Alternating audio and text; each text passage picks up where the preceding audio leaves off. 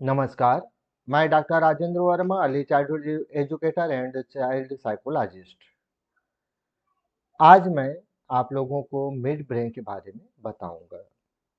हम लोग जब पढ़ते थे, तो हमारे एक टीचर थे, ना? वो टीचर बोलते थे, इतना पढ़ो रे, इतना पढ़ो कि एक कप लो और उसमें चाय में उसको डाल दो पूरा और घोट के पी जाओ, चाय जैसा पी जाओ। मतलब वो व्यंग मारते थे कि कप में चाय जैसा होता है, उसे हम इसको जला दें बुक को और उसको ऐसा करें और पी जाए, याद हो जाएगा। व्यंग मारते थे ताकि हम लोग और अच्छे से पढ़ें।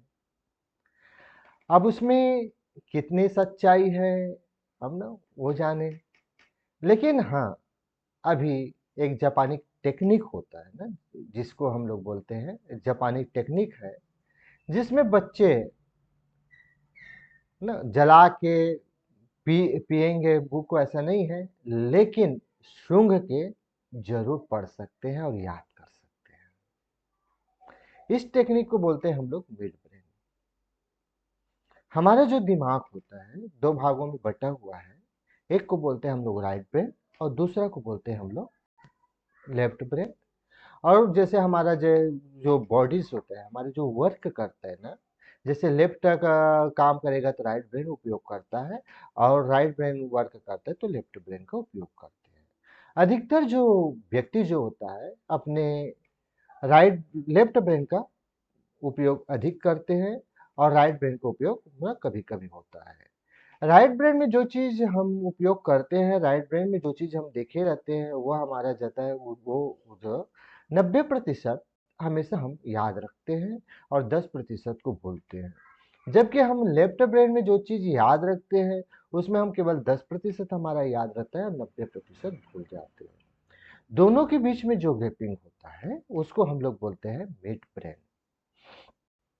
तो मिड ब्रेन में क्या होता है, बच्चे जैसे मिड ब्रेन एक्टिवेशन कराते हैं, मिड ब्रेन हम एक्टिवेशन कराएंगे, मिड ब्रेन का हम एक्सरसाइज कराते हैं, तो इसमें हमने देखा है बच्चों में सेल्फ कॉन्फिडेंस की जो संख्या होती है बहुत अधिक बढ़ती है, मात्रा जो बहुत बढ़ती है, प्रबल रूप से वह उसमें आत्मविश्वास बढ़ जाता है।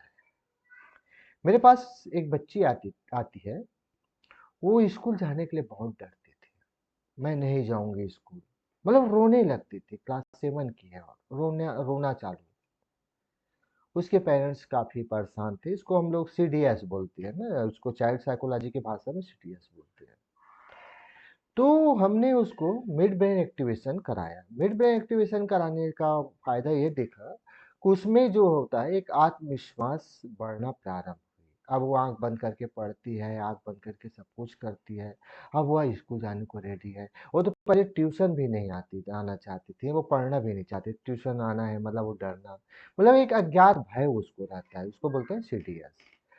तो इसमें मैंने देखा काफ़ी बच्चे में प्रोग्रेस हुआ है और बच्चा तैयार हुआ। इसी प्रकार से बहुत सारे बच्चे को मैंने मिड ब्रेन करा के देखा हूँ। तो मिड ब्रेन में क्या होता है, एक आत्मविश्वास बढ़ा है तो पढ़ने में उसकी रुचि बढ़ी है। पढ़ने में रुचि के साथ साथ क्या होता है, उसमें लिखने की रुचि बढ़ती है। और ऐसे बच्चे जो बिल्कुल शून्य था, आज उस बच्चे को मैं देखता हूँ कि शिखर पे पहुंच रहे हैं। शून्य से शिखर की यात्रा बच्चों लोगों ने किया है। मतलब बिल्कुल जीरो है, कुछ भी नहीं जान पाता, कुछ भी नहीं कर पाता, ऐसा टीचर्स लोग बोलते थे। आज वैसे बच्चे जो होता है एक अपना आत्मविश्वास के साथ काफ़ी आगे बढ़ रहे हैं।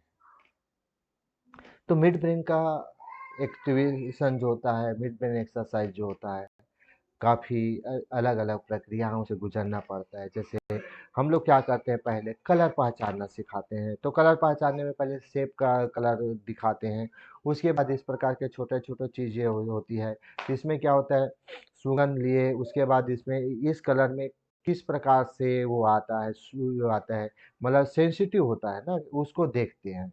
और उस सेंसिटिव को बच्चे लोग पहचानते जाते हैं। इस प्रकार से बहुत सारे कलर्स का होता है, तो इसका सेंसिटिव देखते जाते हैं। सेंसिटिव देखने के बाद क्या होता है, बच्चे लोग इसमें कौन से कलर में कौन सा सेंस होता है, कैसे सेंसिटिव होता है, उसको स्किन में लगा के देखेंगे, नाक में लगा के देखेंगे, इधर गाल में लगा के देखेंगे, कान में लगा के देखेंगे। उसके बाद फिर अगला स्टेप में हम लोग क्या करते हैं, बहुत सारी स्ट्रिप्स होते हैं इस तरह से स्ट्रिप में हम फिर कलर को देखना जानते हैं कि इसमें हाँ इस कलर में कौन सा स्ट्रिप्स होता है। उसके बाद फिर क्या होता है, लगातार प्रैक्टिस कराते जाते हैं, फिर उसको हम पढ़ने की कला बताते हैं। पढ़ने में इस प्रकार के हम अल्फ़ाबेट लेते हैं, अल्फ़ाबेट को क्या होता है हम प्रैक्टिस कराते जाते हैं आँख बंद करने के बाद। उसके बाद क्या होता है, हम ये चीज़ें लेते हैं, हम ये चीज़ें लेते हैं ना, ये ना तो इसमें क्या होता है, हम चित्रों को हम पहचानना सिखाते हैं। जैसे वो आँख बंद किया, ये चित्र को देखता है, चित्र हाँ, किसका चित्र है हो सकता है, तो चित्र को पहचानना चालू करता है। उसके बाद फिर क्या होता है, ये है ना, इसमें जो शब्द लिखा हुआ है उस शब्दों को लिखना याद करना चालू कर, कौन सा शब्द क्या होता है, कैसे बना होता है, ये कितना उभार है, उभार में कैसे होता है। उसके बाद क्या होता है, अलग अलग अलग अलग फिर हम उसको इस सुगंध लेने के लिए बोलते हैं ना, सुगंध लो इसको, सूंघो। जैसे ये हुआ सूंघा, तो सूंघने के बाद इस प्रकार के सूंघता है, सूंघने के बाद उसमें क्या लिखा रहता है, तो ये चीज़ देखते हैं। तो ये जो हमारे अंदर जो सेंस होता है वो आते जाता है। उसके बाद अंतिम फिर अगला पड़ाव जो होता है, हम वो जो पेपर्स लेते हैं, पेपर्स में क्या होता है, बड़ा बड़ा जो हेडिंग्स रहता है वो हेडिंग्स को वैसी इमेजिंग कर करके, ऐसा ऐसा कर करके पढ़ना प्रारंभ करते हैं। तो उसके बाद क्या होता है, जब ये सभी स्टेज को पहुंच जाता है, फिर हम उस बच्चे को बुक को देते हैं, बुक को पढ़ो करके।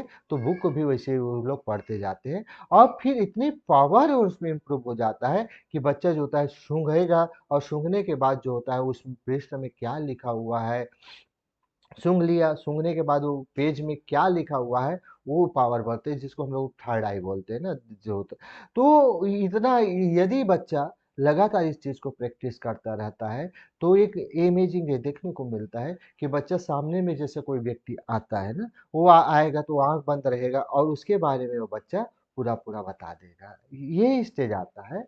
तो हमारे पास अभी बच्चे लोग आ रहे हैं, उसमें हम हमारा जो स्टेप है, अभी बच्चे लोग सुन के पढ़ना स्टार्ट कर दिए हैं। और जैसे हम बीच-बीच में हम वीडियो डालते से रहते हैं ना, हम इस चीज़ को दिखाते हैं, तो बच्चे को भी आप भी लगातार मिड ब्रेन एक्टिवेशन का आप वर्क कराइए। हमारे सेंटर में ला के लाइए उसको, और हम यहाँ पर उसको प्रैक्टिस कराना सिखा देते हैं, ताकि बच्चा जो होता है एक आत्मविश्वास बढ़े।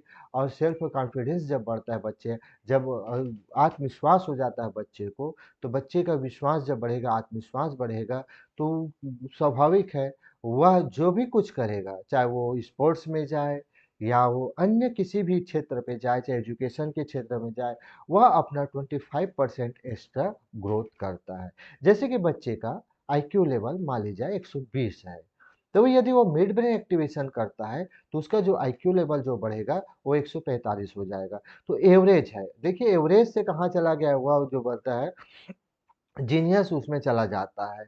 तो यही होता है, जैसे किसी का 100 है, वो तो 100 होता है, नॉर्मल से कम होता है बच्चा, अब वह उसका 120 125 हो जाएगा, तो वह बच्चा जो होता है नॉर्मल से कम है, तो कम से कम 125 में नॉर्मल आ जाता है। तो इस प्रकार से आईक्यू लेवल बढ़ाने का काम यह लगातार हमारा जो मिड ब्रेन एक्टिवेशन करते हैं।